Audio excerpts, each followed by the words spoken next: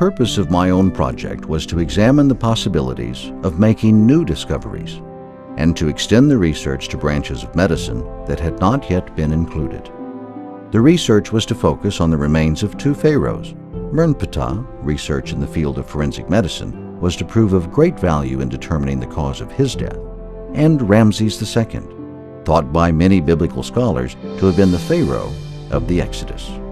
It seemed to me that the experts' arguments were weak in terms of factual evidence, and that precise data on the condition of the pharaohs at the end of their lives could cast light on the matter, providing indisputable evidence.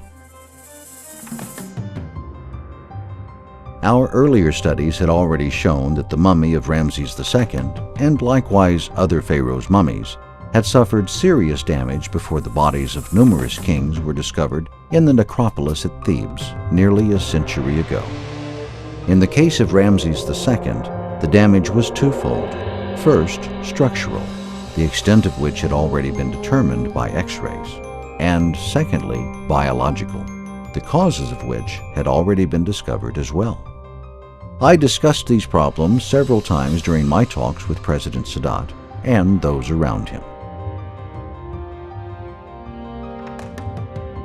On January 23, 1976, President Sadat announced his decision to entrust the mummy of Ramses II to France.